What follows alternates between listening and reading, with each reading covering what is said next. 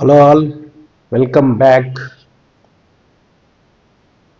Muslim Waqf Board Amendment Bill 2024 అది నిన్న joint committee of parliament ద్వారా అప్రూవ్ చేయబడింది. ఇంకా నెక్స్ట్ లెజిస్లేటివ్ ప్రాసెస్ ఇంకా జరగాల్సి ఉంది. సో నిన్న వీళ్ళు ఇతర ఎంపీల నుంచి అమెండ్మెంట్స్ స్వీకరించారు. అందులో బీజేపీ అండ్ అలయన్స్ తరఫున ఒక 23 అమెండ్మెంట్స్ సజెస్ట్ చేయబడినాయి. అలాగే Congress or the opposition members నుంచి ఒక 44 దాకా అమెండ్మెంట్స్ అయితే ఆ బోర్డుకి జాయింట్ కమిటీ ఆఫ్ పార్లమెంట్కి ఇవ్వబడినాయి. అందులో ఈ కమిటీ మొత్తం 14 మాత్రమే స్వీకరించింది. ఆ 14 కూడా బీజేపీ అండ్ అలయన్స్ నుంచి వచ్చినట్వే. అపోజిషన్ నుంచి ఏ వచ్చినాయో ఆ బిల్లు అమెండ్మెంట్ కోసము ఆ 44 కూడా రిజెక్ట్ చేసి ఆ బిల్లును అయితే క్లియర్ చేసి ఇప్పుడు పార్లమెంట్కి పంపించారు. నెక్స్ట్ ఇంకా లెజిస్లేటివ్ ప్రాసెస్ మిగిలిందంటే ఇంకా రాజ్యసభ, లోక్సభ ఓటింగ్కి వచ్చి అందులో త్రూ అయితే అది ఇంకా లా అవుతుంది. ఆ బిల్ పాస్ అయిపోతే లా వస్తుంది, ఇంకా కొత్త లా వస్తుంది 2024కి. సో ఇప్పుడు చూస్తే ఈ వక్ఫ్ బోర్డు అనేది ఏంటి, దాన్ని పూర్వాపరాలు పరిశీలిస్తే ఈ వక్ఫ్ అంటే నథింగ్ బట్ దేవుడికి ఇవ్వబడిన మాన్యము కానీ లేకపోతే ఏదైనా ఆస్తి కానీ, మూవబుల్ ఆర్ రిమూవబుల్. మన హిందూ గుళ్ళు కట్టినప్పుడు రాజులు మాన్యాలు ఏర్పాటు చేసి ఆ గుడి పోషింపబడడానికి దైనందిక కార్యక్రమాలకి లేకపోతే ప్రసాద వితరణలకు లేకపోతే ఉత్సవాలకి అలాగే ఇతర నిర్వహణలకి పూజారులకు జీతభత్యాలు చెల్లించడం కోసం ఇలాంటి వాటి కోసం ముందుగానే కొంచెం మాన్యము ఇచ్చేసి ఆ మాన్యం నుంచి వచ్చే ఆదాయంతో ఆ గుడి నిర్వహింపబడాలనేది దాని ఉద్దేశం. అలాగే ఈ ఈ ముస్లిమ్స్లో కూడా ఈ వక్ఫ్ ఈజ్ నథింగ్ బట్ ఎండో అంటే దానం. ఏదైనా కూడా ఒక మతపరమైన కార్యక్రమాన్ని కోసం కానీ లేకపోతే ఇతర కమ్యూనిటీ సర్వీసెస్ లేకపోతే చారిటబుల్ యాక్టివిటీస్ కోసం కానీ ఆ భూమి దేవుడి పేరు మీద రాసి ఇవ్వడం.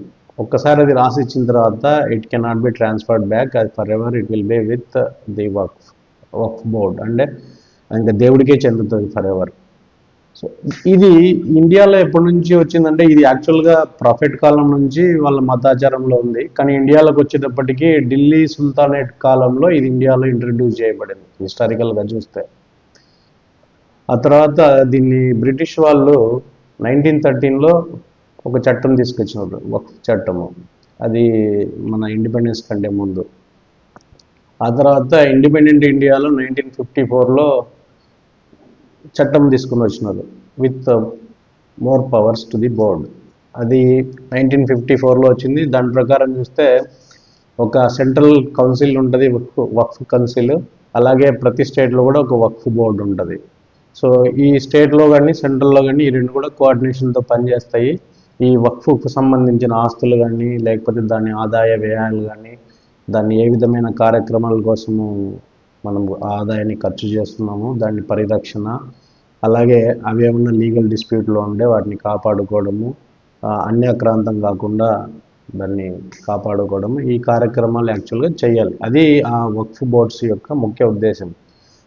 కానీ ఇప్పుడు ఈ అమెండ్మెంట్కు ఎందుకు గవర్నమెంట్ ట్రై చేస్తుందంటే 1995లో ఇంకొక చట్టం వచ్చింది. ఆ చట్టం ప్రకారము ఈ వక్ఫ్ బోర్డు యొక్క పవర్స్ పెరిగినాయి.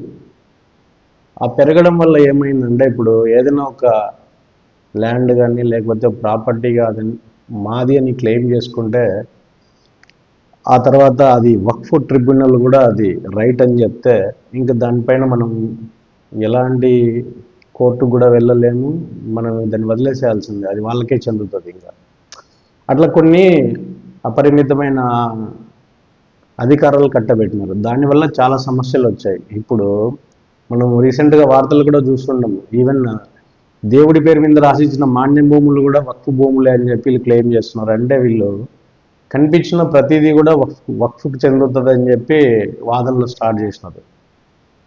ఎందుకంటే ఈ దేశంలోకి ముస్లిమ్స్ వచ్చిందే ఒక 800 years అగో.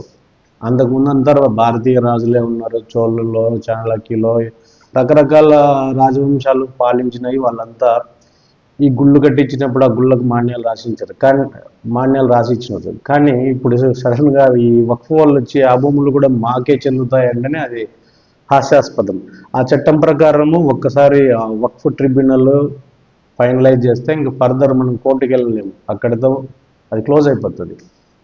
ఆ చట్టాన్ని రివైజ్ చేయాలని చెప్పి ఇప్పుడు కొత్త చట్టంకి ప్లాన్ చేస్తున్నారు. ఇప్పుడు ప్రపంచంలోనే అతి ఎక్కువగా వక్ఫ్ కలిగి ఉన్నది భారతదేశమే. అది పాయింట్ 1.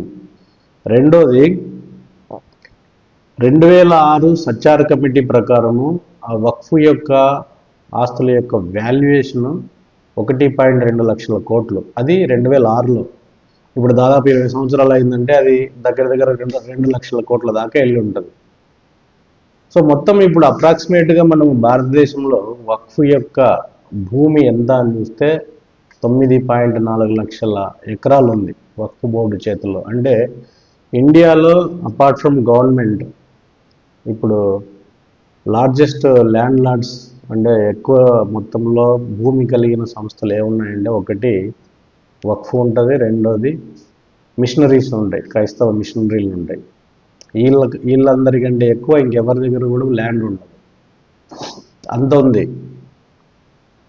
అందుకని ఇప్పుడు ఈ అమెండ్మెంట్ బిల్లు తీసుకొని వచ్చి దీని ముఖ్య ఉద్దేశం ఏంటంటే ఈ బోర్డును రద్దు చేయడం అయితే కాదు, దీన్ని ప్రక్షాళన చేయడము, దీని అధికారాలను కుదించడం. అంటే ఏది పడితే అది మాది అని క్లెయిమ్ చేసుకుంటే కష్టమవుతుంది. ఇప్పుడు తమిళనాడులో రీసెంట్గా చూసిన ఒక 15 ఊర్లకు సంబంధించిన రైతుల అందరి భూములు కూడా వక్ఫ్కే చెందుతాయని చెప్పి వాళ్ళు కేసు వేశారు. ఆఖరికి అది ఈ చట్టం ప్రకారం చూస్తే అది వక్ఫ్ బోర్డు క్లెయిమ్ చేసింది, వక్ఫ్ ట్రిబ్యునల్లో ఇది మాదే అని చెప్పింది కాబట్టి ఇంకా అది వాళ్ళకే చెందుతుంది. ఇప్పుడు రైతుల భూమి పోగొట్టిన తరతరాలుగా వచ్చింది. సో ఇలాంటి కొన్నిటిని ప్రక్షాళన చేయడానికి ఇప్పుడు 2024 వక్ఫ్ బిల్ తెచ్చినారు. సో ఇందులో మేజర్ అమెండ్మెంట్స్ చూస్తే composition of central Waqf council and state Waqf board with non Muslim members. అంటే ఇప్పుడు మనము హిందూ ఎండోమెంట్లో కానీ లేకపోతే సిక్ ఎండోమెంట్లో కూడా చూస్తే దేవాలయాలకు సంబంధించిన లేకపోతే మతపరమైన బోర్డ్స్లలో అది హిందూ బోర్డు అయినా లేకపోతే సిక్ బోర్డు అయినా కూడా అందులో నాన్ హిందూ మెంబర్స్ ఉండొచ్చు, అలాగే నాన్ సిక్ మెంబర్స్ ఉండొచ్చు. సో అదే ఇక్కడ కూడా ఇంట్రడ్యూస్ చేసినారు. రెండోది ఏంటంటే ఇప్పుడు ఇంతకుముందు సర్వే చేసేటోళ్ళు లోకల్ స్థాయిలో ఉన్న గవర్నమెంట్ అఫీషియల్సే సర్వే చేసేటోళ్ళు. ఇప్పుడు దాన్ని కనీసము డిస్ట్రిక్ట్ కలెక్టర్ లెవెల్లో దాన్ని సర్వే చేయాలి. ఏదైనా భూమి ఇది మాది అని క్లెయిమ్ చేసినప్పుడు ఆ district collector and above rank officer దాన్ని సర్టిఫై చేయాలి, ఆ పర్యవేక్షణ చేయాలి ఈ సర్వే చేసిన మొత్తం తతంగాన్ని. కానీ ఇప్పుడు ఈ పాయింట్కి పార్లమెంట్లో అమెండ్మెంట్ ప్రతిపాదించారు. ఈ కలెక్టర్ స్థాయి కంటే కూడా స్టేట్ లెవెల్ ఆఫీసర్ అయి ఉంటే బెటరు. అప్పుడు అది మొత్తము రాష్ట్రానికి సంబంధించిన ఇష్యూ అవుతుంది, ఆ పర్టికులర్ ఏరియాకి సంబంధించింది కాకుండా. అప్పుడు ఈ డిస్ప్యూట్ను డీల్ చేయడం గవర్నమెంట్కి ఈజీ అవుతుందని చెప్పి వాళ్ళు ప్రతిపాదించారు ఎంపీలో. దాన్ని ఈ జాయింట్ పార్లమెంట్ కమిటీ కూడా స్వీకరించింది. ఇప్పుడు ఏదైనా ఈ డిస్ప్యూట్లో గవర్నమెంట్ ప్రాపర్టీ ఉంది అని తెలిస్తే ఇంతకు ముందులాగా వక్ఫ్ అయితే క్లెయిమ్ చేయలేదు. ఇప్పుడు అక్కడ ఉన్న మన కలెక్టర్ దాన్ని డిసైడ్ చేస్తాడు అది గవర్నమెంట్కి చెందిందా కాదని. ఒకవేళ అది గవర్నమెంట్కి చెందిందని నిర్ధారణ అయితే నెక్స్ట్ దానిపైన వక్ఫ్ హక్కు కోల్పోతుంది. ఇంతకుముందు ఏదైనా కూడా ట్రిబ్యునల్ ఇది మాది అని సర్టిఫై చేస్తే ఇంకా జనాలు అక్కడితో దాన్ని ఇంకా వదిలేసుకొని రావాల్సి వచ్చేది. కానీ ఇప్పుడు డైరెక్ట్గా హైకోర్టుకి వెళ్ళి అప్పీల్ చేయొచ్చు. ఇది చట్టంలో చేసిన పెద్ద మార్పు. ఇంతకుముందు ఎవరైనా కూడా ఒక వక్ఫ్ క్రియేట్ చేయాలంటే, అంటే ఒక దానాన్ని క్రియేట్ చేయాలంటే అతను నాన్ ప్రాక్టీషనర్ ముస్లిం కూడా అయి ఉండొచ్చు, ఎవరైనా దానం చేసే హక్కు కలిగి ఉండేవాళ్ళు. కానీ ఇప్పుడు ఏంటంటే కనీసం 5 సంవత్సరాల నుంచి ముస్లిం మతాన్ని అనుసరిస్తూ ఉండాలి. వాళ్ళు మాత్రమే ఈ వక్ఫ్ను క్రియేట్ చేయడానికి అర్హులు. ఇది ఒకటి అమెండ్మెంట్ తెచ్చారు. అదర్ థింగ్ ఏంటంటే సెంట్రల్ కౌన్సిల్, స్టేట్ కౌన్సిల్స్లో కనీసం 2 ఉమెన్ అంటే మహిళలు ఉండాలి. అలాగే 2 నాన్ ముస్లిమ్స్ ఉండాలి. అంటే సెంట్రల్ కౌన్సిల్లో కానీ, స్టేట్ వక్ఫ్ బోర్డులో కానీ ఈ రెండింటిలో కూడా ఇదే అమలు అవుతుంది. దీనికి అదనంగా స్టేట్ గవర్నమెంట్ స్టేట్ బోర్డులో ఒకరిని నామినేట్ చేయొచ్చు. అలాగే ఒక షియా ఉండాలి, కనీసం ఒక షియా ముస్లిం ఉండాలి, ఒక సున్నీ ముస్లిం ఉండాలి, ఒక బ్యాక్వర్డ్ క్లాస్ ముస్లిం కూడా అందులో ఒకడు ఉండాలి ఆ బోర్డులో. అంటే ఇది ఇంక్లూజన్ ఫర్ ఆల్ అన్నట్టు చేస్తున్నారు. అంటే కొంతమందికే ఈ వక్ఫ్ బోర్డు అనేది కొంతమందికే అని కాకుండా దీన్ని అందరినీ దాంట్లో ఇంక్లూడ్ చేసి ఏదైనా నిర్ణయాలు తీసుకున్నా కూడా సమిష్టిగా తీసుకునే విధంగా ఈ బిల్లు ప్రోత్సహిస్తుంది. ఇప్పుడు ఈ ట్రిబ్యునల్లో కూడా ఎవరి ట్రిబ్యునల్లో ఉండాలనే దానికి కూడా రూల్స్ మార్చారు. ఇప్పుడు డిస్ట్రిక్ట్ జడ్జి స్థాయి అంటే కరెంట్ పదవిలో ఉన్న వ్యక్తి కానీ లేకపోతే రిటైర్ అయిన జడ్జి కానీ చైర్పర్సన్ అయి ఉండాలి. అలాగే నెక్స్ట్ మెంబర్ ఎవరు ఉండాలంటే current or former officer of the rank of joint secretary in the state. అంటే ఈ స్థాయిలో వ్యక్తులు మాత్రమే ఆ ట్రిబ్యునల్లో ఉండాలి. And Muslim personal law expert అవసరం లేదు ఇప్పుడు ఆ బోర్డులో, ఆ ట్రిబ్యునల్లో ఉండడానికి. So decisions made by the tribunal is not final. కాబట్టి ఎవరైనా కోర్టుకి వెళ్ళొచ్చు. ఇంతకు ముందులాగా వాళ్ళు క్లెయిమ్ చేసుకునేంత మాత్రాన ఇంకా మనం నోరు కట్టేసుకొని చేతులు పట్టుకుని తిరిగి రావాల్సిన పని లేదు.